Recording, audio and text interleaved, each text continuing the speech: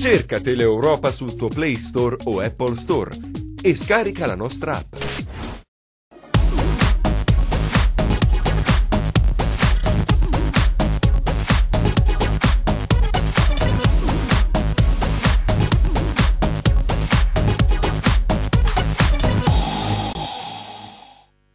Buon pomeriggio da parte di Franco Segreto, replay su Teleeuropa Network, straordinariamente di martedì, perché ieri abbiamo poi assistito al derby dell'uscita tra il Crotone e il Cosenza. Come tutti sapete ha vinto il Cosenza per 1-0 con un gol del difensore Idda.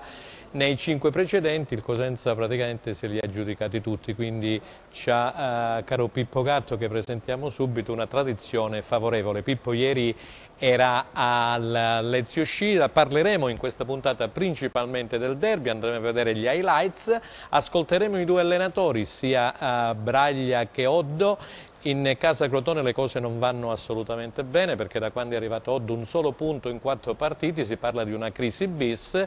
E sappiamo che nello spogliatoio è volato qualche parola di troppo. Ieri sera, subito dopo la partita, Oddo parla di una squadra bloccata. Il Cosenza invece in risalita, Cosenza che si è disposto in campo con un 4-2-3-1, poi dopo l'espulsione di Manieri è passato nel secondo tempo in 4-4-1, una squadra bene organizzata. Lo era stato anche nelle precedenti sia trasferte che in casa al Marulla, però erano arrivati pochi punti, solamente 8. Ci sono volute 13 partite per far sì che il Cosenza arrivasse a toccare 11 punti. Di questo e di altro parleremo quest'oggi martedì 27 novembre 2018 con, dicevo prima, Pippo Gatto, nostro collaboratore e direttore di nuovacosenza.com. Ieri ricevo all'uscita. Grazie Pippo. Benvenuti a tutti, grazie. Grazie a Luca Pagliuso, grazie Luca per essere qui con noi, già dirigente del Cosenza Calcio con la sua famiglia ai tempi della Serie B degli anni 90-2000. E grazie al nostro compagno di viaggio e d'avventura Aldo Cennamo. Salve, buon pomeriggio a tutti. Grazie. Non c'è il nostro Alessandro Russo della Gazzetta dello Sport, ma dovrebbe intervenire verso la parte finale della trasmissione perché è fuori sede. Poi subito dopo il primo spazio pubblicitario avremo una diretta telefonica con il collega Filippo Veltri. E allora, se siamo pronti dalla regia, io direi di andare a vedere i risultati completi con la classifica aggiornata appunto dopo la vittoria nel derby del Cosenza Crotone per 1-0. Allora Enzo Leonetti, se siamo pronti possiamo vedere i risultati della B, ti ringrazio. Eccoli qua, questi sono i risultati dopo appunto il posticipo di ieri sera. Benevento Perugia 2-1, a Crotone il Cosenza ha battuto, dicevo, il Crotone per 1-0, gol di Idda. Verona e Palermo 1-1, poi Lecce batte Cremonese 2-0, Livorno Cittadella 0-0, a Padova il Carpi si è imposto per 1-0, 1-1 tra Pescara ed Ascoli, poi Spezia Foggia 0-0, Venezia Brescia 2-1, ha riposato la Salernitana. Andiamo a vedere subito la classifica generale che vede al comando sempre il Palermo con 25 punti, grossi guai, parleremo anche di questo poi in casa Palermo col discorso di Zamparini, si parla di una bancarotta eccetera, insomma seguiremo questa vicenda in casa Palermo. Pescara 23, poi Lecce 22, Cittadella, Benevento e Salernitana 20 punti, Verona 19, 18 il Brescia, poi Spezia Perugia 17, Ascoli 16, poi a 15 punti abbiamo Cremonese e Venezia, Crotone a 12, il Cosenza che fa un grosso balzo in avanti, arriva ad 11 insieme al Padova, e sabato prossimo al Marulla alle 15 ci sarà proprio questo scontro diretto Cosenza-Padova, poi a 10 punti il Carpi, 8 punti il Foggia e chiude la classifica generale il Livorno con 6. Allora Pippo, abbiamo visto i risultati, abbiamo visto anche la classifica generale, questo balzo in avanti del Cosenza ad 11 punti, una grossa boccata dicevo d'ossigeno, il Crotone che rimane a 12. Tu ieri eri allo Scida, allora parliamo di questa partita, di questo derby. Sì, innanzitutto mi corre l'obbligo di ringraziare l'addetto stampa del Crotone e tutto lo staff del Crotone per l'accoglienza, per come si sono svolte le cose. Dobbiamo dare atto alle forze dell'ordine per il gran lavoro, forse a mio avviso un po' esagerato, perché è vero che sono venute 3.000 persone da Cosenza, ma è anche vero che fra Cosenza e Crotone non è mai accaduto nulla, sono sempre state due tifoserie che si sono rispettate, non c'è mai stata questa esagerazione, anche ad esempio all'ingresso i giornalisti sono stati fatti aprire le borse, una cosa che di solito viene fatta in altri settori, e la cosa dispiace un po' per gli addetti ai lavori, perdere anche tempo, magari stai correndo per montare le attrezzature, però da questo punto di vista dobbiamo dare atto al Crotone Calcio della grande accoglienza che abbiamo ricevuto, e in particolare all'addetto stampa Ielardi, che è stato vicino a ogni esigenza di coloro che stavano operando nell'ambito dell'informazione. Una partita, devo dire, cominciata con una trasferta sulla nebbia, una paura, non si vedeva niente. Un altro, da giornalista devo sottolineare come ancora una volta la strada fra Celico e Camigliatello è una strada non adatta a turisti. Chi si trovava ieri sera lì praticamente doveva camminare a 5 all'ora, perché non ci sono né le linee gialle tratteggiate lungo la carreggiata, né ci sono tutti i fotorifrangenti sui guardrail, ce ne sono e non ce ne sono. Diciamo, lì si è previsto tutto per la neve, ma per la nebbia assolutamente nulla, molto pericoloso, tutti sapete la pericolosità della 107, e abbiamo perso già un bel po' di tempo e tanta paura, anche perché stai facendo un bel excursus di quello che è stata la trasferta? È stata la trasferta, no, ma, o no? Sì, assolutamente, ma andiamo sulla partita, vai. Che è la cosa più bella della serata, anche perché poi si è tornati in 3.000, la coda che da Celico arriva fino a Cosenza, le cose di un tempo che il buon Pagliuso ricorderà con piacere, anche perché in trasferta si andava in tanti. L'ha vinta Braglia, una partita che ha voluto assolutamente dominare, si è presentato con 4 punti all'uscita, un 4-2-3-1 provato anche in settimana, mascherato con un 4-4-2, faceva capire che avrebbe giocato con 4-4-2, ma la sua intenzione ovviamente era quella di mettere più attaccanti per impensierire le fasce, coloro che correvano, uno su tutti Martella, che sulle fasce potevano dare problemi. Ha messo Baez su quella zona, ha messo Garritano, poi addirittura abbiamo visto un Tutino a sinistra insieme al Legittimo che hanno fatto cose grandi. Una grande partita, ripeto, vinta soprattutto dall'allenatore, che non ha fatto capire niente al Crotone, che dobbiamo dirlo che pure non ha reagito alla sua maniera. Probabilmente troppi e molti giocatori hanno ancora la testa alla Serie A, non si sono adattati alla Serie B, e probabilmente qualcuno non gradisce la situazione. Il Cosenza ha fatto la sua partita, ha praticamente annullato il gioco del Crotone, ha impensierito il Crotone, e diciamo fino al gol praticamente il pari ci stava tutto. Poi la voglia di vincere ha fatto la differenza. Questa discesa di Legittimo, secondo me il migliore in campo. Per Baclé dobbiamo dargli la palma, perché è entrato lui nel momento in cui la squadra aveva bisogno di una punta di riferimento dopo l'espulsione di Maniera, che è da biasimare, perché Maniera... Ne parliamo dopo, Pippo, se no ci giochiamo tutte le cartucce. Fuori. No, è assolutamente... E chiudo dicendo, entra Baclé, è un portafortuna di Braglia, entra, o fa gol o fa fare gol.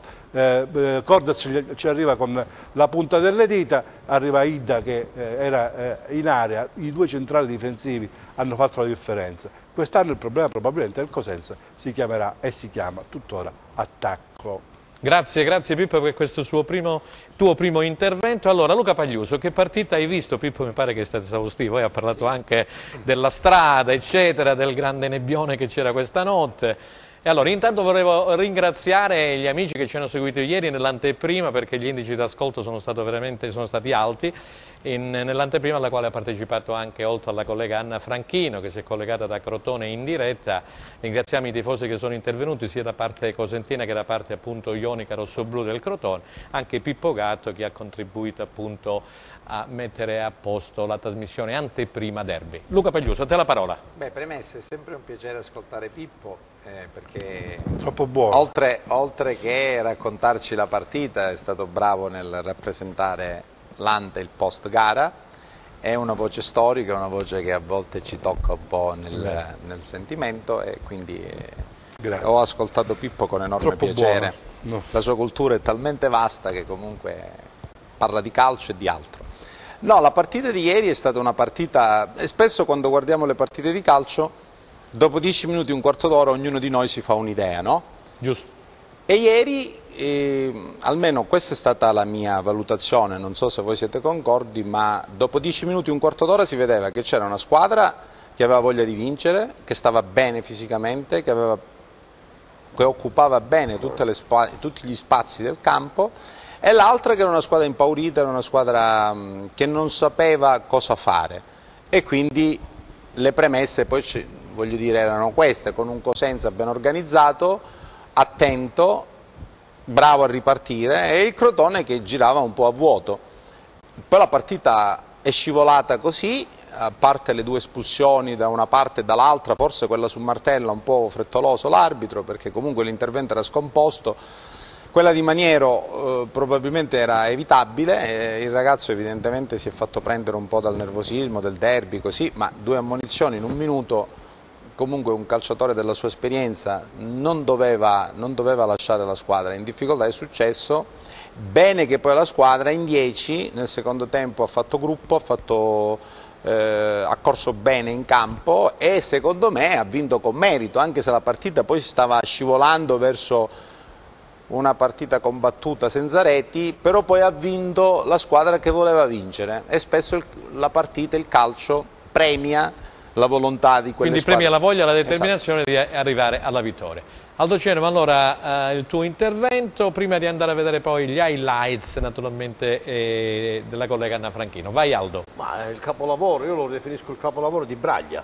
Sì, sì. Perché sono stati 15 giorni molto, molto sofferti da parte sia del mister ma della società e dei giocatori, perché sono stati momenti veramente brutti, una classifica che era molto pesante, e quindi si temeva questo derby alla grande. Allora bisogna dire che il Cosenza, nel momento in cui è sceso in campo, si vedeva, sono d'accordo con Luca, che aveva molta più voglia, più determinazione, era una squadra cattiva calcisticamente parlando, nel senso che fraseggiava, giocava la palla, non si faceva indimorire, aveva uno spessore diverso rispetto al Crotone, che secondo me ancora non ha assorbito bene la caduta in Serie B. Si sente ancora di giocare in Serie A e in Serie B, quando si gioca in quel modo i risultati non arrivano. I capolavori, il gol, come è avvenuto il gol, cioè lì c'è veramente la grande maestria del mister, quando tu vedi la squadra che è in difficoltà, perché siamo stati nei primi 15 minuti del secondo tempo in difficoltà, ha visto che c'era bisogno, come diceva Pippo, di un attaccante centrale, lo ha messo subito cacciando il Garritano, ha messo Baclé, ha spostato anche il terzino, lo ha messo sulla fascia sinistra, quindi legittimo in aiuto a Tutino, e in quel momento è arrivato un cross meraviglioso del giocatore del Cosenza, che ha fatto di Baclé la torre, una parata fortissima del portiere. Vabbè, Cordaz è un portiere che non si discute. Nei paraggi ha messo la palla in rete, cioè una descrizione di una partita segnata come Braglia secondo me voleva. È chiaro che questo risultato non deve assolutamente farci cullare, siamo in una situazione ancora Infatti molto è una domanda precaria, che volevo porre un po' a tutti. E poi è una domenica, è stata anche un lunedì molto ma molto difficile anche dal punto di vista climatico, il terreno di gioco era pesante, cioè il Cosenza se l'è giocata alla grande, ha meritato di vincere, la correttezza del pubblico di Crotone ha fatto bene Pippo a richiamarla, a sottolinearlo. È importante questo afflato che c'è tra le due tifoserie, sta a significare che quando si vuole giocare, quando il calcio si gioca in questa maniera, è non solo spettacolo ma anche un momento di grande attrazione, di grande serenità per quelli che vanno allo stadio. Grazie allora agli ospiti per questo loro primo intervento. Allora io ringrazio la Camera Michele Cava e ringrazio Enzo Leonetti in regia, Michele Costanzo alla messa in onda insieme a Luca Chito. Allora Leonetti, mi mandi per cortesia gli highlights curati da Anna Franchino per quanto riguarda Crotone Cosenza. Grazie. Riccardo Idda a mettere la firma sul primo successo esterno del Cosenza nel derby con il Crotone allo stadio Ezio Scida nel posticipo del 13° turno davanti a quasi 9.000 spettatori. Va in scena dopo oltre 15 anni una partita fra due formazioni che si gioca nel tutto per tutto. pitagorici chiamati a vincere, così come i lupi, per risollevare le rispettive classifiche. Braglia butta nella mischia Perina, mentre Oddo schiera il miglior 11 a disposizione, ma i ritmi sono blandi nei primi minuti, una fase di studio con poco spazio alle belle giocate. Gli unici sussulti li ha creati il direttore di gara, il signor Aureliano di Bologna, che prima del riposo manda sotto la doccia anzitempo Martella per i padroni di casa per questo fallo che giudica da rosso diretto, e poi per pareggiare i conti espelle Maniero, che un minuto prima si era rimediato un giallo per proteste e poi a tempo quasi scaduto compie questo fallo ingenuo che gli costa la doppia ammonizione. Salterà la sfida di sabato al Marulla col Padova. Nella ripresa allora si ristabilisce l'equilibrio dei calciatori in campo e Oddo prova l'inserimento di Marchizza per scuotere i suoi, ma il Crotone appare contratto e il Cosenza ne approfitta. Tutino è come al solito l'uomo in più e al decimo fa tremare lo Scida con questa conclusione che sfiora il palo. Un minuto dopo Perina ci mette una pezza sul tiro a botta sicura di Budimir, poi con l'ingresso di Baclé che rileva Garritano i lupi provano ad azzannare, non prima però di aver tirato un sospiro di sollievo per il destro di Firenze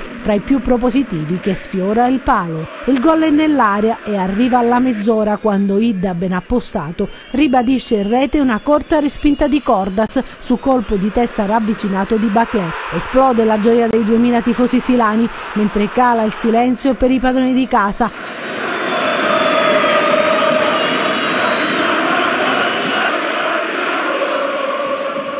Oddo prova il tutto per tutto inserendo Simi al posto di Molina. Braglia risponde con Pascali per Dorazio, ma nonostante gli assalti dei pitagorici la gara si incanala verso il successo dei lupi. L'ultimo tentativo porta la firma del prodigioso portiere crotonese Cordaz, che in proiezione offensiva stacca di testa e va vicino al clamoroso gol del pari. Ma al triplice fischio il Cosenza festeggia e il Crotone recrimina per la seconda sconfitta consecutiva che fa ripiombare nello sconforto tutto l'ambiente che sperava dall'arrivo di Oddo in un cambio di rotta fin qui non concretizzato, con i pitagorici risucchiati al sest'ultimo posto. Braglia lo aveva detto nella conferenza pre-derby: è arrivato il momento di raccogliere i frutti di quanto finora seminato e la vittoria con il Crotone può imprimere l'accelerazione giusta per risalire la classifica. Ok, allora ringraziamo Anna Franchino per questi highlights. Crotone, dicevamo Pippo, si parla di una crisi bis, il Cosenza è risalito, non fosse altro perché per le prestazioni che aveva fornito in precedenza, insomma, gli erano mancati solamente i punti, poi gli ultimi minuti erano stati fatali, voi per disattenzione, voi perché magari si commetteva qualche errore tecnico, così come è successo con Lecce quando Falco, ex Salernitano, poi è riuscito a superare Pascali e a bucare magari Saracco. A proposito di portieri, ieri esordio in Serie B di Perina, mi pare che il portiere sia comportato abbastanza bene? Abbastanza, dire poco. Perina meritava la Serie B, Braglia gliel'ha fatta sudare e soffrire, ma mi pare pure giusto che tu venga caricato come una molla. Io ricordo Mutti che mise una volta in tribuna Pisano appena entrato cominciò a segnare e non la smise più.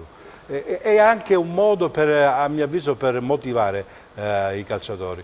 Perina è iniziato, tutti sappiamo la partita con la San Benedettese, quello che accadde. Ovviamente Perina difese i colori della squadra per cui non è che si giocava, può avere, però, non potevi dire, i tifosi non l'hanno presa bene, una lesa maestà per tutta la vita, però no? Un professionista che gioca al calcio ha chiesto scusa. Sì. Quello che dobbiamo dire di Perina soprattutto si è fatto trovare dopo questo esilio forzato non pronto, prontissimo, reattivo. L'ho visto parare tutti i palloni che erano indirizzati verso la porta. Molti portieri li guardano, lui si è tuffato su tutti i palloni. Anche nelle uscite mi è sembrato sicuro. Non ne ha lasciato nessuna. Nelle uscite molto più guardingo. Vi ricordate il periodo di Fontana che un po' l'aveva scombussolato, usciva, rimaneva fuori dai pali, invece ieri usciva, arrivava anche fuori dall'area, però appena la palla passava all'avversario subito si metteva in una posizione consona, per evitare quello che poi gli è accaduto anche a San Benedetto, un gol da centrocampo. Ed è stato molto bravo ieri,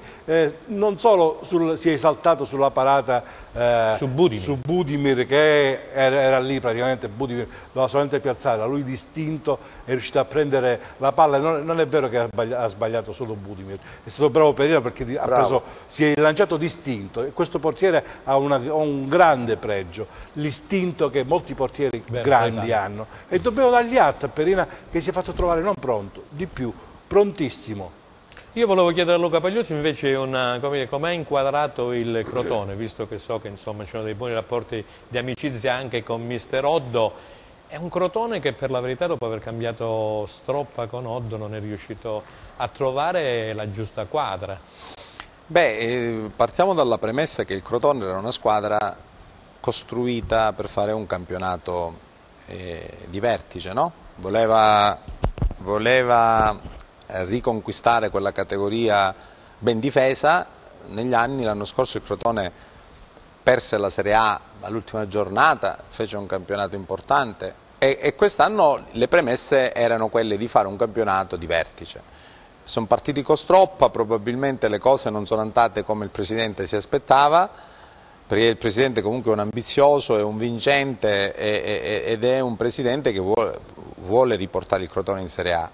E aveva organizzato le cose perché andassero in questo modo. Scontenti di Stroppa, il Presidente è riuscito a convincere Oddo ad andare a Crotone. Oddo è un allenatore molto bravo, un allenatore giovane, di idee, un ragazzo molto coraggioso, che gli piace far giocare la squadra in un certo modo. Non è un allenatore banale, è un allenatore sempre diverso dagli altri, che ha delle idee, e secondo me è un ragazzo da seguire con attenzione. E credevo che non appena Oddo poteva cominciare a lavorare con questi ragazzi, immaginavo che la squadra ne potesse beneficiare. Invece, dopo quasi un mese di lavoro, effettivamente la squadra continua ad avere problemi. È una squadra che non si è calata nella categoria, è rimasta con la testa alla Serie A. In Serie B bisogna fare cose diverse, bisogna lottare, e mi sembra una squadra senza spirito. Mi ha dato questa impressione vedendola giocare contro il Cosenza, che sicuramente a livello di qualità il Cosenza è più umile rispetto al Crotone, ma ha lottato, aveva cuore. Il Crotone invece è andato in campo in modo presuntuoso, non so che tipo di partita volesse fare perché non l'ho capita, e l'ha persa con una squadra che ha meno qualità, quindi significa che corre poco e lotta poco. Bisogna lavorare più sulla testa di quei calciatori, più che dal punto di vista tattico, e se il Crotone non cambia registro rischia di trovarsi in zone inaspettate e poi diventa ancora più difficile risalire. Aldo, sei d'accordo su quello che dice Luca Pagliuso? Perché poi diventa difficile per una squadra con 6 nazionali. Aggiungo una cosa, ci sono dei precedenti, caro Luca, hai fatto bene a richiamarla questa cosa. Ci sono precedenti che squadre che sono stati in Serie A e poi sono caduti in Serie B e hanno poi perso anche la Serie B e sono andati in Serie C, perché poi si sono sfilacciati le cose. Tant'è vero che il Crotone pensava di restare in Serie A, c'è il caso Chievo. Per quanto riguarda, si pensava che il Crotone potesse essere ripescato, anche quel passaggio lì è stato per il Crotone, secondo me, molto traumatico. Allora, adesso assimilare tutto il discorso che si deve assimilare in Serie B, della cattiveria che ci vuole in campo, una maggiore presenza anche ho visto ieri che anche sulle palle, sui calci d'angolo, oppure sulle falle laterali, era una squadra che ha perso palloni facilissimi, si vede che non c'era quella motivazione che ci deve essere per arrivare. Chiaro, la classifica del Crotone è una classifica molto molto pericolosa, perché questi giocatori che hanno ambizioni di essere stati in Serie A, si sentono giocatori in Serie A, se non mettono quella cattiveria che dicevo, sicuramente il Crotone avrà grossissime difficoltà non solo a risalirsi, a riprendersi, perché sono giocatori importanti, perché è la squadra più forte che c'è in Serie B per quello che abbiamo visto, rischia di trovarsi imbelagato in una retrocessione e alla fine potrebbe capitare quello che è successo ad altre squadre. Questo è il mio pensiero. Benissimo, grazie. Allora, grazie agli ospiti, andiamo in fascia pubblicitaria e subito dopo, Leonetti, per cortesia, prepariamo la telefonata col collega Filippo Veltri. Pubblicitaria, state con noi.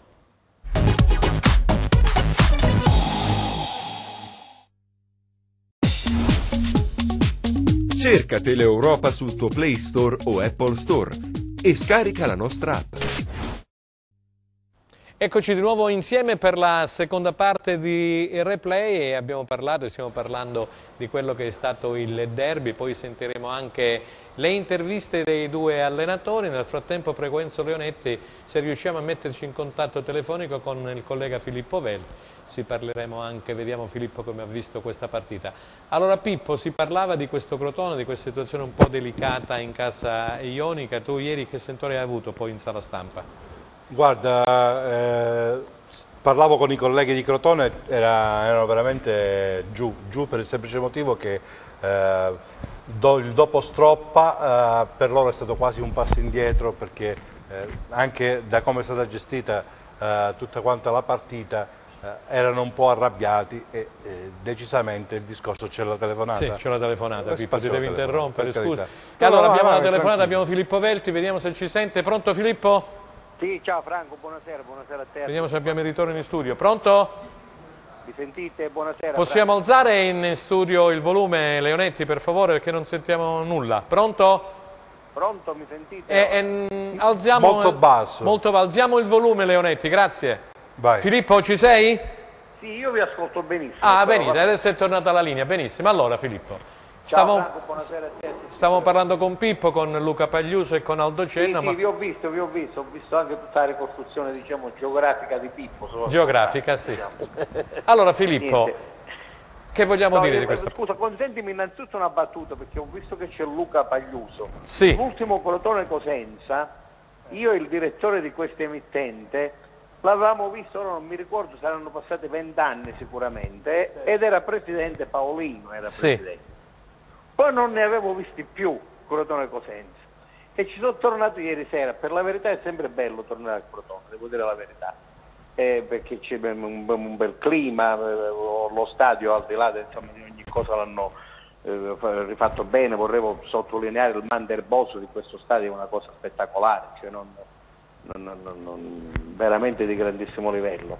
E poi le cose che avete detto voi, Franco, avete detto tutto e tutti giusto.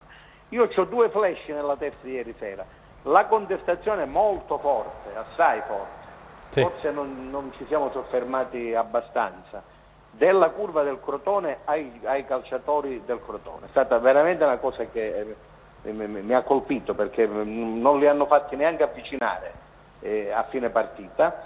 E per contrasto invece, diciamo, quello che è avvenuto della curva del Cosenza, che sono stati veramente loro ieri sera anche il 12° uomo in campo, perché li hanno portati soprattutto nella fase finale, dopo il gol di Idda c'è stato un incitamento veramente forte e pauroso. Tutta la partita. La cosa del Crotone è quella che dite voi, secondo me. Mi pare che Luca lo diceva all'inizio della tua trasmissione, Franco. Io ho notato da subito una squadra che era impaurita. Io avevo vicino a me dei dirigenti del Crotone, gli ho detto: ma perché giocate così? Perché era una squadra impaurita, si vedeva subito che era impaurita. Poi certo il risultato poteva tranquillamente finire 0-0 la partita, non è questo il punto. Però era una squadra impaurita e non aveva nervo atletico, non aveva lo spirito giusto, cose che invece aveva il Cosenza, si è visto da subito. E l'altro flash che ti volevo dire è che questo grandissimo rapporto che c'era ed è stato cementato ancora di più ieri sera fra la squadra e Braglia.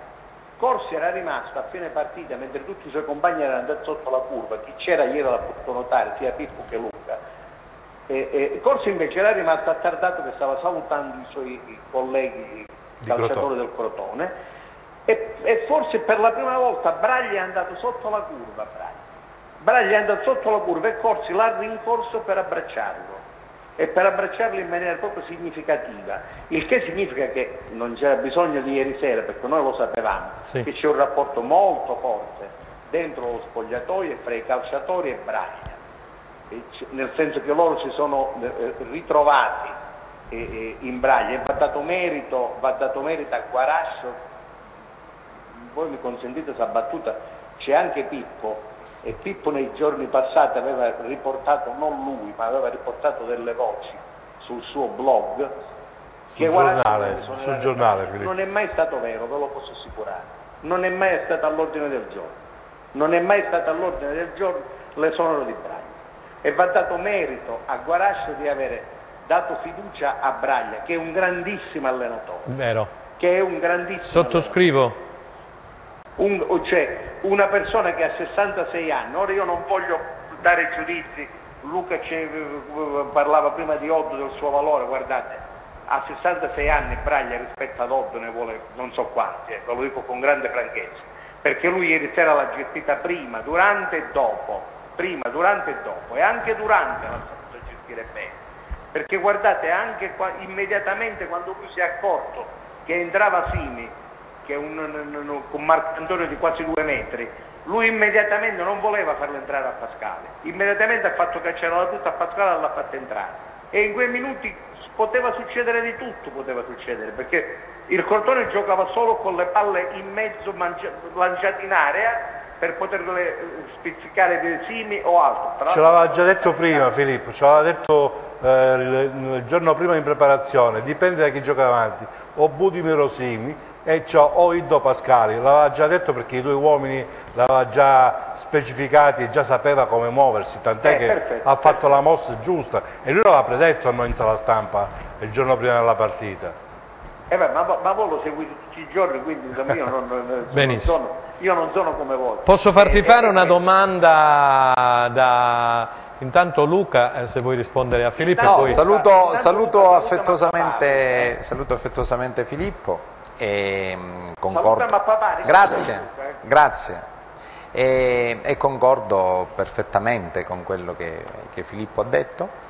Tengo a precisare che ho parlato di Oddo semplicemente perché mi è stato chiesto, e credo che Oddo sia un allenatore di valore, ma è il mio pensiero, ma non mi è stato chiesto su Braglia il mio pensiero. Su Braglia ci stavamo arrivando. Credo che Braglia abbia lavorato a Cosenza in modo egregio, ha riportato il Cosenza in B dopo tanto tempo, e credo che insieme al presidente Guarascio e al direttore sportivo Trinchera siano gli artefici della riconquista di questa categoria che mancava da tanto tempo a Cosenza, quindi tanto di cappello, e credo che Braglia non c'è dubbio che non abbia da imparare nulla da nessuno, ed è un allenatore che ha sempre dimostrato non fosse altro per l'esperienza maturata in quindi solo per precisare che non volevo fare un paragone. No, assolutamente. Ma io avevo capito, non era rivolta a te Luca, non era rivolta a te, era che ha capito nell'ambiente, poi Oddo ha allenato in Serie A, ha allenato l'Udinese, tutte queste storie qua, non era che nell'ambiente giravano queste cose.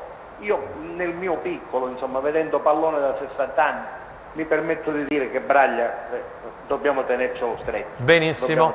Allora Aldo, fai una domanda a Filippo che poi chiudiamo. La domanda che gli faccio è questa: non è un mistero che Filippo, io sono... Non lo senta ad Aldo però. Non è un mistero, dicevo, che la mia amicizia e vicinanza come a te a Guarascio è incondizionata, per cui ho sempre apprezzato le doti di questo presidente. Quello che ti volevo chiedere però, è chiaro che questa vittoria è una vittoria importantissima, però noi dobbiamo pensare che abbiamo 11 punti e c'è bisogno durante il mercato di gennaio, secondo me, di non lasciarci adesso prendere dall'entusiasmo, ma pensare a portare a Cosenza 3 o 4 elementi, ma soprattutto un attaccante e 2 centrocampisti che ci possono veramente non farci soffrire e farci fare quei 40-42 punti che servono per la salvezza, perché per salvarci, caro Filippo, ci vogliono, per cui al Presidente che è attento e accorto gli chiediamo di fare questo sforzo, anche perché, caro Filippo, come te ero sicuro e sono certo, perché ho le informazioni come ce l'hai tu, sicuramente Braglia, anche se a Crotone fosse andata male, sarebbe rimasta a Cosenza, perché Braglia non si discute, a Braglia bisogna comprarci i giocatori importanti in questo momento per far sì che il Cosenza possa tranquillamente salvarsi e fare qualcosa di in più. Tu come la pensi, Filippo? Sì, credo che ci stiano già lavorando però.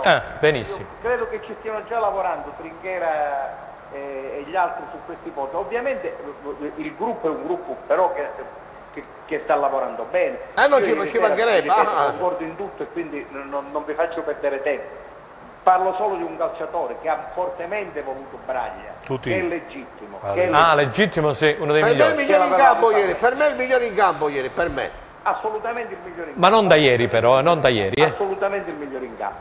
Voglio dire, bisogna valutare bene le forze che fino a questo momento non si sono manche espresse altre però, per capire bene che tipo di valore ci possono dare, altrimenti corriamo il rischio di ripetere un'operazione tipo Perina, che a un certo punto era diventato il terzo portiere e poi invece, voglio dire, finalmente abbiamo riscoperto che era la forza di Perina.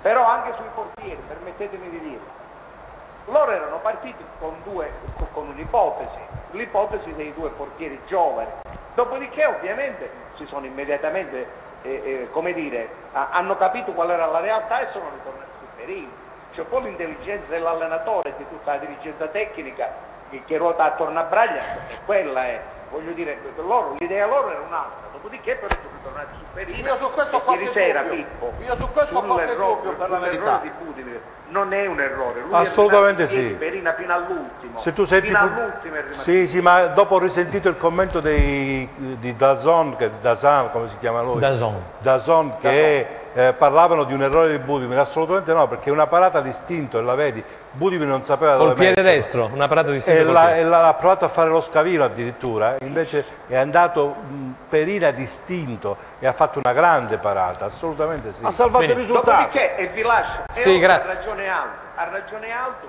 il campionato comincia ieri sera per il Cosenza. Nuovo corso. Però Filippo, consentimi di dire una cosa, sicuramente Guarascio non avrebbe tolto Braglia, ma è la legge del calcio. Tu 15 giorni che hai davanti, dopo la sconfitta di Lecce, hai convocato a Lamezia sia il direttore sportivo che l'allenatore. Questo significa che li hai messi sicuramente sulla gratificola e sei lì pronto a farteli fuori a tutti e due. La risposta è stata di tutto quanto il gruppo, perché tutti i giocatori, tu hai sottolineato bene, di Corsi alla fine, ma non solo Corsi, se tu guardi le immagini, da Gianluca Pasqua al massaggiatore sono andati tutti ad abbracciare Braglia, un significato unico. Braglia non si tocca, per il semplice motivo che Braglia ha dimostrato e sta dimostrando con la sua capacità, con la sua fantasia di riuscire a cambiare le carte in tavola. Con questi giocatori, voglio dire, con rispetto per tutti, non voglio parlare mai di nessuno,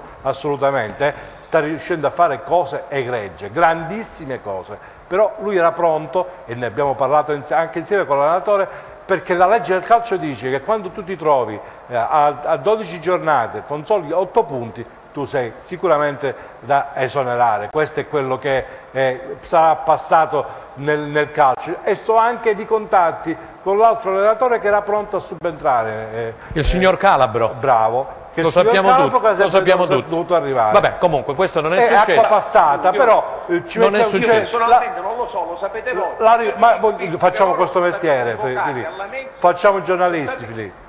Vabbè, sì, ma infatti io non sto dicendo di no, sto dicendo che io le notizie che avete voi sono queste, io le notizie che ho. Vabbè, ma ti dirà sempre di no il Presidente, ma sono sicuro. Vabbè, comunque insomma è stata superata, dai Filippo una cosa la dice. Filippo una cosa la dice, è stata superata. Assolutamente, ma ci sta anche perché tu una scossa... Braglia non si tocca perché in effetti l'artefice l'ha detto Luca, l'avevi detto tu prima. E lo sa meglio anche Luca Pagliuso, quando ci stanno situazioni del genere, se non dai la scossa o è l'allenatore non è che puoi cambiare 26 giocatori. Purtroppo lo sa anche lui, che alla fine chi paga è sempre l'allenatore, colui che non c'entra niente in questa situazione, perché come ha detto Aldo i problemi sono di organico. Benissimo, ok, grazie Filippo. Buon lavoro. Ciao, Filippo, Grazie per il tuo contributo. Allora ringraziamo Filippo Veltri per il contributo con questa sua telefonata e allora Enzo Leonetti, gentilmente io direi di andare ad ascoltare Oddo, quello che ha detto l'allenatore del Crotone, Massimo Oddo, nel dopo partita tra appunto Crotone e Cosenza. Oddo, grazie.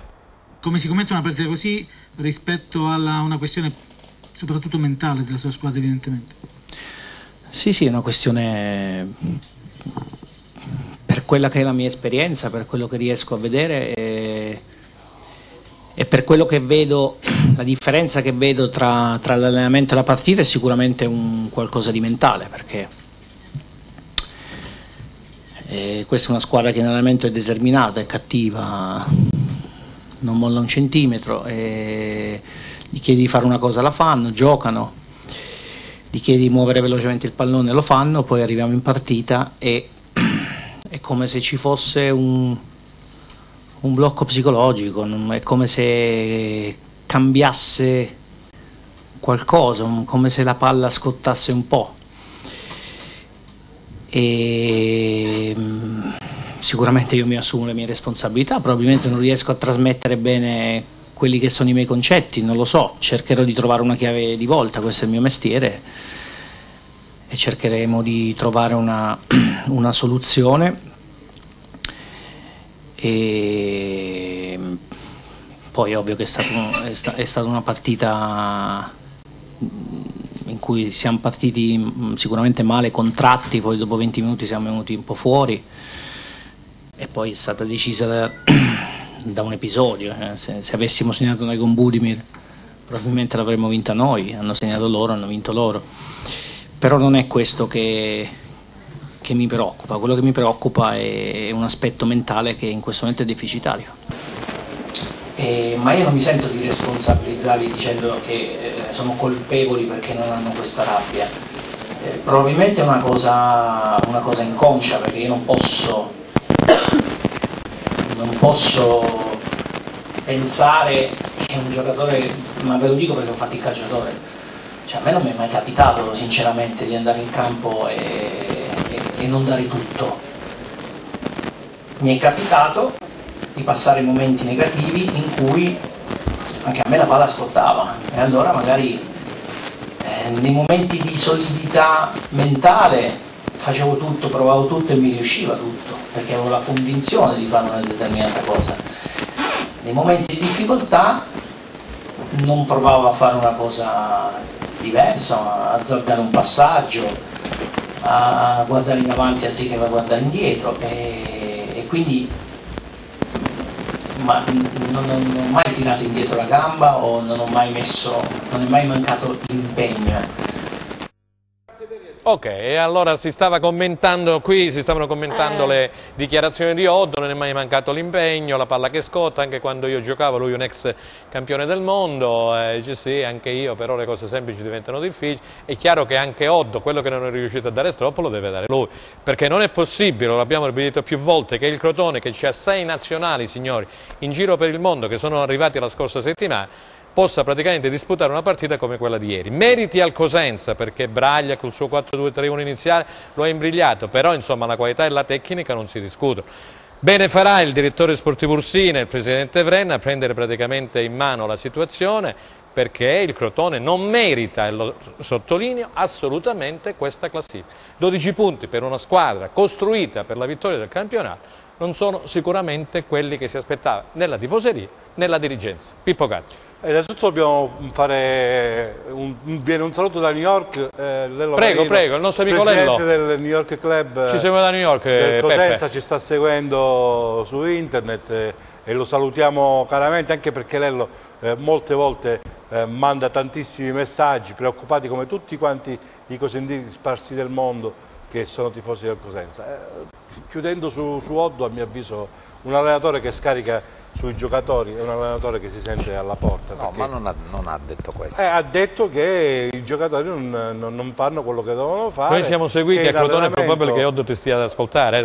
Sì, adesso in replica, quindi in qualche maniera lui deve dare la sua scossa. Però dice, se uno mi dice che l'allenamento i giocatori fanno... Ma lo diceva pure Stroppa. Che sono dei campioni, in partita non ce la fanno, tu stai scaricando delle responsabilità che probabilmente hai anche tu. Alla fine un po' la verità sta nel mezzo, no? Un po' c'è lui che ancora non è riuscito forse a capire le dinamiche di determinati giocatori. Anche le caratteristiche. Le caratteristiche soprattutto, perché, signori miei, dov'è che vince Braglia? Braglia, giusto per dirne uno, vince sul fatto che, non avendo determinati giocatori, ha scavato in ognuno dei giocatori che ha le sue peculiarità e le ha messe insieme disegnando per quei giocatori determinati ruoli. Ma è così che vince l'allenatore, non inventandosi 4-3-3, 3-4-3. Alla fine, se tu non tiri fuori da ogni giocatore il meglio che ha, non è che su questo Luca concordò con Pippo. È la ricetta del calcio. Adesso facciamo rispondere Luca Pagliari. No, ma ti ha tirato in ballo in sostanza con il discorso di Oddo. Dobbiamo prolungarci troppo poi a parlare è chiaro che il Crotone ha dei problemi, no? Però, ma io l'ho detto, non merita la tifoseria questa classifica. Nell'intervista che ho ascoltato ho visto un allenatore invece preoccupato, non mi è sembrato che abbia voluto scaricare sui calciatori, tutt'altro, ha detto che durante la settimana la sua squadra lo segue, che lavora bene e che poi la domenica è avvolta quasi da un blocco inspiegabile. E lui dice mi prendo anche le mie responsabilità, sì, quindi ora è inutile portare avanti il tema Oddo. Oddo secondo me, e lo dico perché lo penso, è un allenatore giovane, bravo, capace, ed è uno di quei pochi allenatori giovani che riesce a dare mentalità alla squadra. L'ho visto giocare molto bene il Pescara 2 anni fa quando vinse il campionato di B, l'anno scorso è arrivato a Udine, ha vinto 8 partite di fila facendo un bel calcio. Io mi diverto a vedere giocare le sue squadre, non riconosco la squadra di Oddo vedendo il Crotone. E allora sì, dico c'è qualcosa che non va, ma è un pensiero personale. Giusto. Aldo Cennomo, che poi andiamo ad ascoltare Braglia e commenteremo anche le dichiarazioni di Piero Braglia. Di Rocchi dice che la battuta che dice? Di Marino, Wall Street è dipinta di rosso-blu questa mattina. Io non vorrei che noi stessimo per disminuire come ha giocato il Cosenza, la vittoria del Cosenza. No, io l'ho sottolineato prima.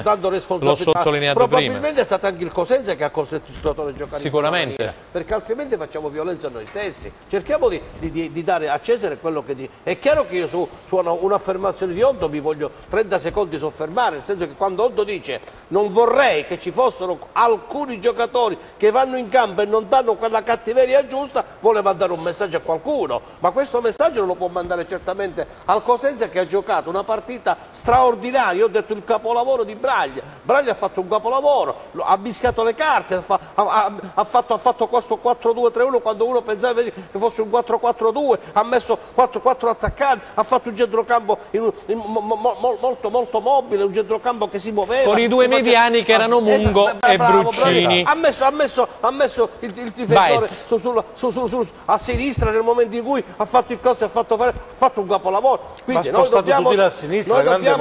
dobbiamo dire che il Cosenza ha giocato una grande partita e il Crotone probabilmente, lo ripeto ancora una volta, non si è calato in questa realtà di Serie B, pensa ancora di essere in Serie A. Quando si pensa a questo si rischia grosso e ti trovi nell'ultima posizione e non ti rialzi più, perché essere l'ultimo in classifica o quindultimi come il Crotone o sestultimo è un pericolo che il Crotone deve assolutamente sventare subito. Se non si ripiglia subito, se a Cremona non va a fare risultato, per il Crotone saranno guai, signori miei. Benissimo, grazie, ci fanno segno dalla regia, dobbiamo dare spazio alla pubblicità, linea alla rete, e poi riprenderemo con le dichiarazioni di Braglia e dovremmo ascoltare anche per telefono il nostro Alessandro Russo. Pubblicità, grazie.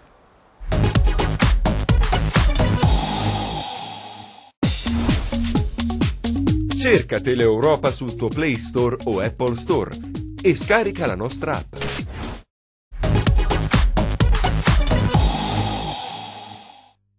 E allora siamo arrivati alla terza ed ultima parte di replay di questo martedì 27 novembre 2018. Senzo Leonetti è pronto dalla regia, direi di andare ad ascoltare le dichiarazioni di Piero Braglia nel post partita. C'era Pippo lì, ci ha fornito le immagini. Grazie Pippo. Piero Braglia. Penso che alla fine ce lo siamo guadagnato sul campo questo successo. Abbiamo fatto la partita che avevamo preparato, la partita di sacrificio. I ragazzi sono stati veramente bravi, hanno voluto vincerla e fortunatamente ci siamo riusciti. Dell'arbitro preferisco non dire niente, non mi interessa. Ma noi li possiamo solo ringraziare per quello che per come ci hanno aiutato fino adesso a lavorare senza una polemica. Perciò io veramente questa è una vittoria anche per il pubblico, per la squadra, per la società, perché penso che ce lo siamo meritati un po' tutti. Ma secondo me nell'atteggiamento della squadra. La squadra è sempre stata ordinata, votata al sacrificio, è sempre pronta a ripartire, a ribaltare l'azione fra Baez, Tutino, Baclé, Maniero, quelli che c'erano.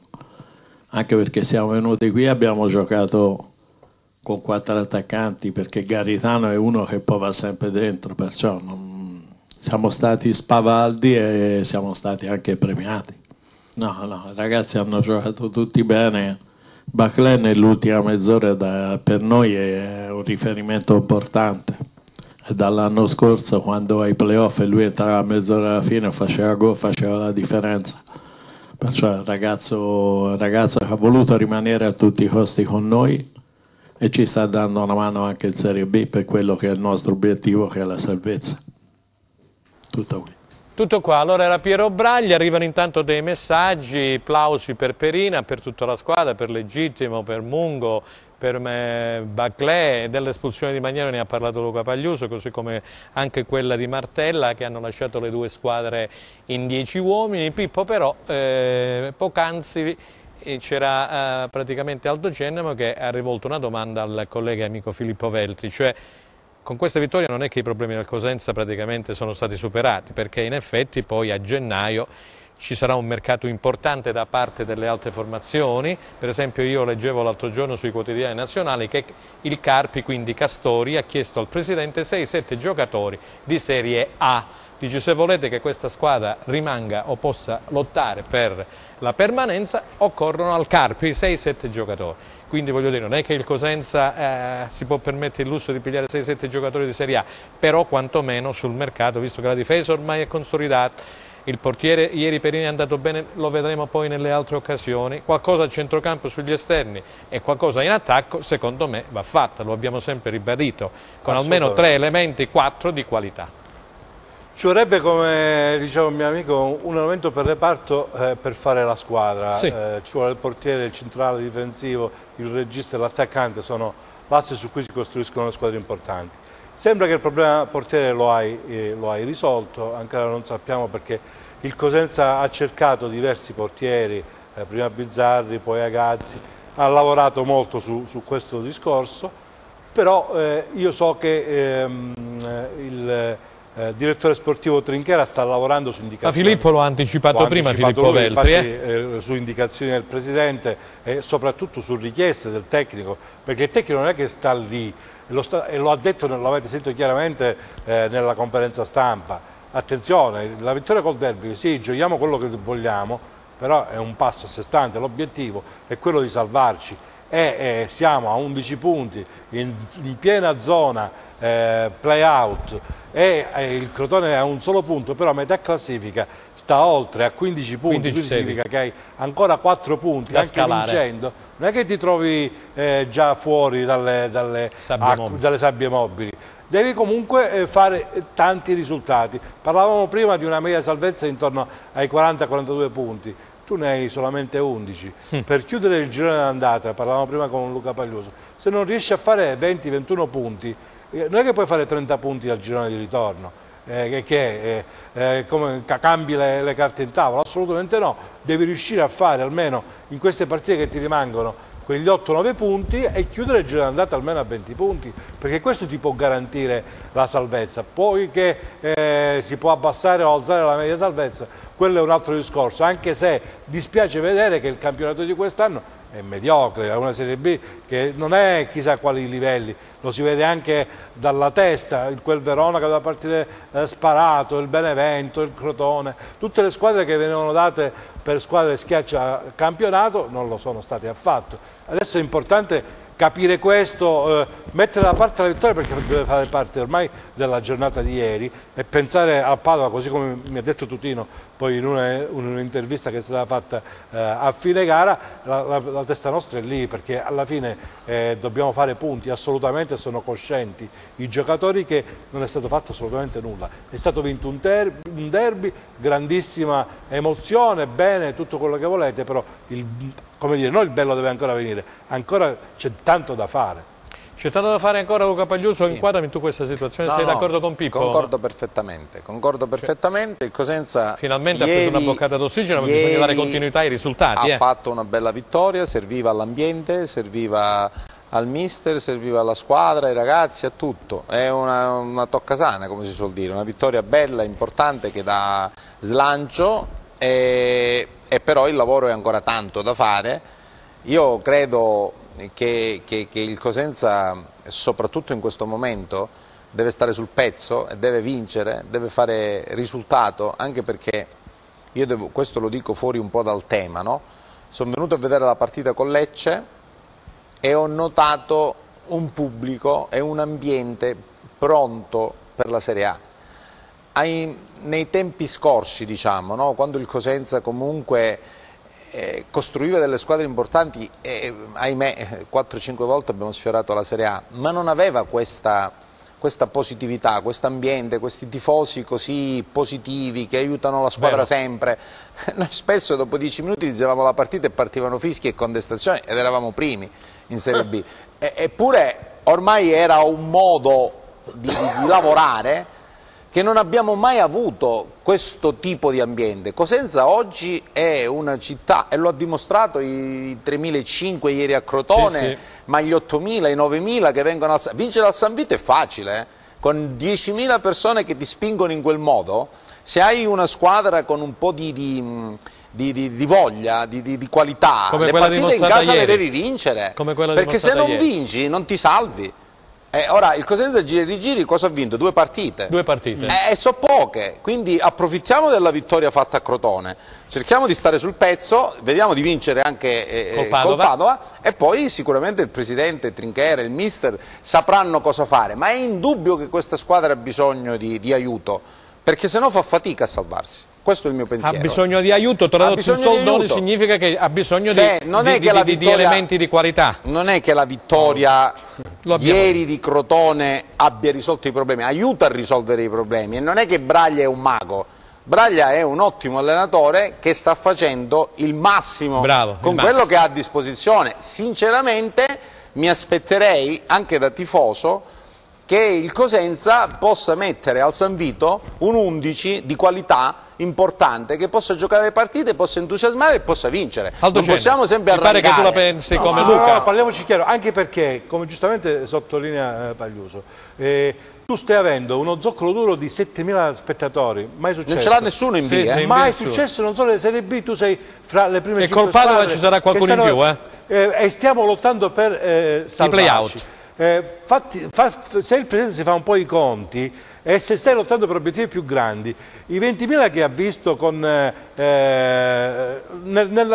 playoff, ma non solo nei playoff, li vedi ogni domenica. Questo significa che questo ti aiuta a fare eventuali passi lunghi e comprare giocatori importanti che poi il pubblico ti ripaga. No, poi voglio aggiungere che Cosenza è l'unica città calabrese che purtroppo non ha ancora fatto la Serie A, perché il Catanzaro l'ha fatta, il Crotone l'ha fatta, e oggi Cosenza è pronta sotto tutti i punti di vista per poter ambire alla Serie A, quindi il Presidente deve essere bravo, come lo è sicuramente, a mantenere la categoria quest'anno, consolidarla, e poi l'anno prossimo deve puntare alla Serie A, perché il Cosenza non manca nulla per andare in Serie A. Benissimo, non manca nulla al Cosenza per un eventuale salto quando sarà di categoria. Vai Aldo. Potrei anche non parlare, mi ritrovo in pieno su quello che ha detto Luca.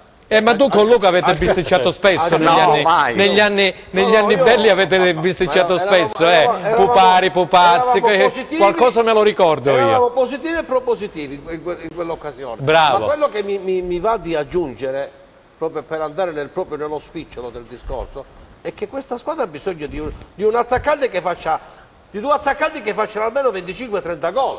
Perché se tu non fai, caro Luca, 25-30 gol, come ne vai a fare 42 punti? Ci vogliono quindi in questa campagna acquisti di gennaio, che è una campagna acquisti molto importante perché il Cosenza deve, secondo me, incominciare a sfoltire la rosa per alcuni giocatori che hanno bisogno di andare a fare esperienze in Serie C.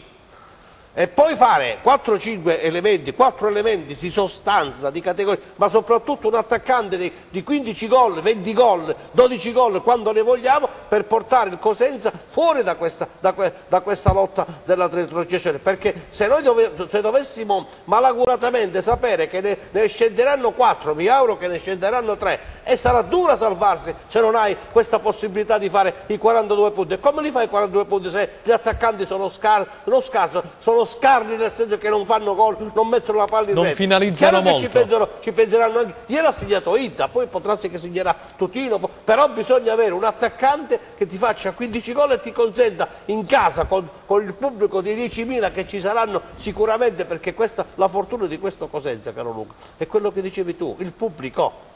10.000 spettatori che ti spingono in casa sono una risorsa che tu non puoi sperperare. Se vuoi mantenere questo zoccolo duro di 10.000 persone, devi andare sul mercato a gennaio e fare quelle giuste scelte che ti consentono di portare il Cosenza più in alto, salvarsi e poi magari fra 2 anni pensare alla Serie A, perché il Cosenza, questa città, merita la Serie A. Benissimo, senti, ci chiedono dalla regia un passaggio sulla Serie C, perché interessano gli amici di Vibo, di Catanzaro e del Rende in particolare, quindi c'è un servizio Leonetti che ha confezionato nei giorni scorsi Gianluca Pasqua sulla Serie C, lo possiamo mandare, grazie. Serie C, eccolo qua, sta per arrivare, andiamo a vedere il Rende. Ha pareggiato sui titoli di coda per un errore difensivo, il Catanzaro ha vinto in trasferta contro la Sicola Leonzio, la Vibonese con un gol di Taurino. 6 successi consecutivi, il 7° sfuggito per una disattenzione fatale, la voglia di non buttare via mai il pallone, costa cara al Rende di Modesto che offre alla Cavese una chance per pareggiare a tempo ormai scaduto. Flores Atley non si fa pregare, rovina la festa ai biancorossi che grazie al gol di Godano avevano trovato la rete del vantaggio nel primo tempo, sfruttando la superiorità numerica determinata dall'espulsione dell'estremo difensore Vono, costretto ad atterrare lo stesso Godano per evitare una conclusione a rete. Il Rende, incapace di chiudere la gara, perde il primato lasciando il via libera alla Juve Stabia. Nel prossimo turno l'11 di Modesto affronterà la Casertana, una delle corazzate del torneo, costretta finora ad inseguire. Continua la risalita del Catanzaro che anche a Lentini ha fatto valere il maggior tasso tecnico rispetto agli avversari. Avviò Guardingo gli uomini di Auteri che pian piano però prendono il largo e nel secondo tempo, dopo aver sbloccato il risultato con Dursi, chiudono i conti con il brasiliano Giuliano. I giallorossi hanno trovato la continuità cercata a lungo, possono contare sulla sicurezza di Furlan tra i pali ed evidenziano ampi margini di miglioramento. Sorride la Vibonese non soltanto per la vittoria sulla Viterbese, ma anche per aver favorito l'esplosione del fenomeno Taurino, un calciatore apprezzato da Sprazzi nelle ultime stagioni, capace di trascinare la formazione di Orlandi con le sue giocate e le reti, già 6 con la maglia rossoblù, l'ultima proprio contro i laziali, un gol pesante difeso fino al triplice fischio dagli assalti degli ospiti. La regina riflette sulla sconfitta subita a Catania, sarebbe ingiusto addossare le colpe sul portiere Confente, certo c'è la sua responsabilità sul gol che ha deciso l'incontro soltanto nel finale, ma la gara nel complesso non può essere definita positiva per gli Amaranto, schiacciati dai padroni di casa e costretti a resistere agli assalti di Marotta e compagni, fermati anche dagli interventi del numero 1 dell'11 Cevoli. Dopo una serie di parate salva risultato, ecco la presa difettosa, forse sull'ultimo pallone utile per i siciliani e la beffa per la regina. È stato Marotta, lì c'è stato praticamente, come dire, una grossa incertezza del portiere della regina. E allora mi dicono che abbiamo in linea il nostro amico e collega Alessandro Russo che si trova fuori sede. Alessandro, buon pomeriggio. Buon pomeriggio a voi, Franco. Allora, c'è Luca Pagliuso qui con noi, c'è Pippo Gatto, Aldo Cenna, ma abbiamo fatto vedere gli highlights della partita, abbiamo avuto i 2 allenatori, abbiamo fatto ascoltare le loro dichiarazioni del post gara e una diretta telefonica con il collega Filippo Veltri che concordava con quello che si è detto nello studio. Allora, inquadraci tu questa situazione complessiva del Cosenza e del Crotone in particolare. Iniziando dal Crotone, che chiaramente rispetto ai progetti, alla forza della squadra, alla forza dell'organico, una squadra retrocessa dalla Serie A che ha mantenuto l'impianto calcistico di base senza vendere chi che sia, a parte Ceccherini che finito alla Fiorentina, il presidente Brenna e il PSOC hanno resistito alle tentazioni per vendere Rodie, non lo stesso Narini che ora è destinato probabilmente al passaggio all'Udinese di Nicola. È una piccola delusione tecnica e anche sportiva fino a questo momento, perché ci si aspettava tutt'altro sia dal tecnico Stroppa sia dall'arrivo di Otto. La Serie B è un campionato lungo, lunghissimo, quest'anno lo sarà un po' meno per questa vicenda un po' grottesca della Serie B a 19 squadre, quindi ci sarà poco tempo per rientrare, ma il Crotone ha i numeri invertendo secondo me la rotta anche dal punto di vista del temperamento, perché la nota dolente di ieri si è vista una squadra che gioca sì tecnicamente bene, ha dei giocatori anche di profondità come Firenze, come lo stesso Barberis o come Stojan, che nel primo tempo ha dimostrato di avere una classe davvero importante, ma denota una mancanza di aderenza alla categoria. Corre poco e forse con poco raziocinio sta in campo dal punto di vista anche temperamentale. Diversa la cosa della Cosenza, che è stato costruito con un budget diciamo non altissimo, con un budget logico, evidentemente quello che era necessario e che dovrà ovviamente, i numeri alla mano, cercare una grande impresa sportiva per la salvezza. Il significato della partita di ieri è che il Cosenza non si arrende e che ha una coesione tattica, temperamentale rispetto a se stesso, all'allenatore, con un ambiente che è davvero diventato l'arma in più del Cosenza, perché difficilmente una squadra ultima in classifica giovedì muove oltre 2000 spettatori, 2005 in una trasferta. Ieri l'atmosfera della squadra era pari all'atmosfera dei supporter. In questo senso il Cosenza, facendo degli interventi oculati e molto significativi sul mercato, perché non bisogna dimenticare che il Cosenza rimane in una zona d'ombra della classifica, che ha una partita in più delle squadre che precede e che quindi si trova nella situazione limbo classica nella quale si troverà anche a fine campionato quando riposerà. Dunque 3 punti sacrosanti e meravigliosi dal punto di vista della classifica, ma non bisogna dimenticare che i Lupi hanno bisogno, secondo me, di un uomo per reparto. Si è parlato di un portiere d'esperienza, nonostante la grande prova di Perina, ma il Cosenza si sta già muovendo in tale ottica. E poi c'è da mettere mano, a mio avviso, alla zona nevralgica del campo, con un uomo di forza fisica che possa fare duetto con Bruccini, e manca in maniera sacrosanta un attaccante che possa fare, non dico la doppia cifra, ma che possa portare il Cosenza ad avere una tranquillità esecutiva, perché brilla di luce propria Gennaro Tutino, che è il diedito del Cosenza, napoletano doc, ma serve un numero 9, un fromboliere che possa, nel giorno di ritorno dove il Cosenza dovrà centrare una grande impresa sportiva, suffragare la coesione della squadra con dei gol, altrimenti tante incompiute come abbiamo visto fino adesso. Ma oggi è il giorno di godere per l'ambito sportivo del Cosenza e di avere il placet di tutti, per Braglia, per la squadra e per l'ambiente, chi non si arrende e che aspetta sabato il Padova, che è una crocevia davvero importante del campionato. Se il Cosenza riesce a fissare la vittoria, si inerpica in una situazione di classifica sicuramente positiva, che non vuol dire che è tutto cambiato, perché la Serie B è cinica e spietata. Basta guardare il film all'indietro del campionato del Cosenza. Tante volte anche sulle frequenze di Teleuropa Network ci siamo beati della bellezza del Cosenza con un punto di mosche in mano. Stavolta sono arrivati 3 punti, ma non bisogna abbassare la guardia, bisogna stare uniti. Questa squadra, come abbiamo detto anche quando perdeva, ha una caratteristica di magia. Ieri si è respirato un clima straordinario, nonostante anche degli errori abbastanza ingenui, perché non si può lasciare cadere l'ingenuità dell'attaccante del Cosenza Maniero, che aveva peccato 2 gialli in 1 minuto e mezzo in una partita che aveva preso una piega positiva. Ora c'è il Padova, bisogna fissare la vittoria, poi bisogna pensare gara dopo gara e al mercato a seguire. Grazie Alessandro per questo tuo intervento. Noi naturalmente ti aspettiamo qui lunedì prossimo per commentare quello che succederà a Cremona tra Cremonese e Crotone, quello che succederà al San Vito Marullo, l'hai appena accennato tu, tra il Cosenza appunto ed il Padova, uno scontro diretto per quanto riguarda le zone basse della classifica. Grazie Alessandro. Grazie a voi, grazie a tutti. Allora Pippo, abbiamo 2 minuti, siamo in chiusura 30 secondi a testa. 2 cose velocemente sul discorso di Alessandro, sono d'accordissimo, uno al reparto lo dicevo prima, ma soprattutto il Cosenza è il secondo peggior attacco della stagione, 8 gol realizzati, il Livorno ha fatto peggio. Il Livorno e il Cosenza con 11 gol insieme alla Cremonese ha i 2 peggiori attacchi, significa che qualcosa bisogna cambiare anche in avanti.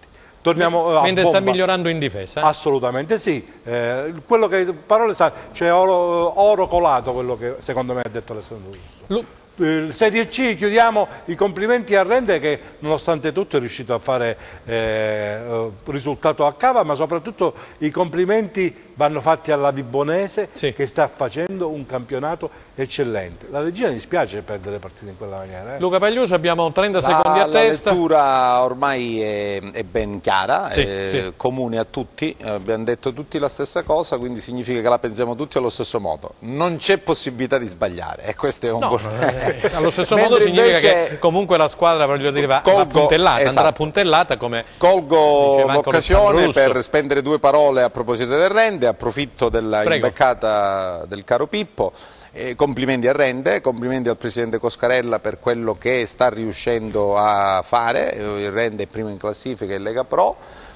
complimenti a Francesco Modesto, che è un nostro caro ragazzo, che ci sta molto a cuore, è un ragazzo molto legato al Cosenza, che ha iniziato la carriera allenatore e sembra che l'abbia iniziata nel migliore dei modi, perché questo allenatore va tenuto sotto osservazione, sta dimostrando di essere molto bravo. E chiudo con la chicca che il nostro caro Francesco Marino tempo fa, un annetto fa, un anno e mezzo fa, seguiva Modesto nella Beretti a Rente e chiacchierando disse: Modesto diventerà un grande allenatore. Questo a distanza di un anno lo ricordiamo con simpatia e salutiamo Ciccio Marino sperando di averlo qui con noi insieme a Gigi De Rosa e tutti gli altri dei giocatori delle Cosenza. Aldo, siamo in chiusura, 30 secondi pure per te. Alessandro, mi è piaciuto molto. Faccio gli auguri a Rente per quanto riguarda questa bella classifica, peccato gli è sfuggito il risultato negli ultimi secondi. Proprio negli ultimi secondi, sì.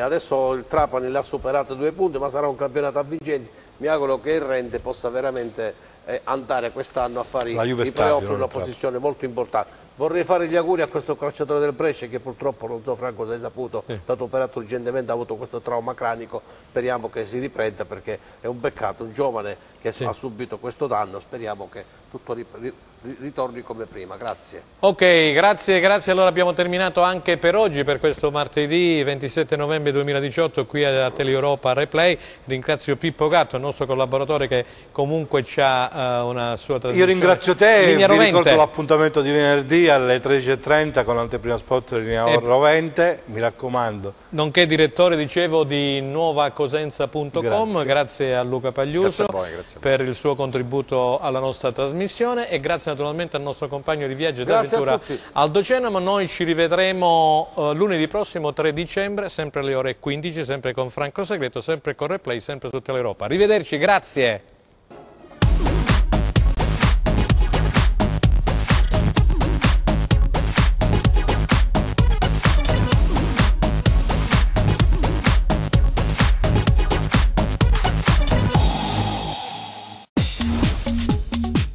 Cerca Teleeuropa sul tuo Play Store o Apple Store e scarica la nostra app.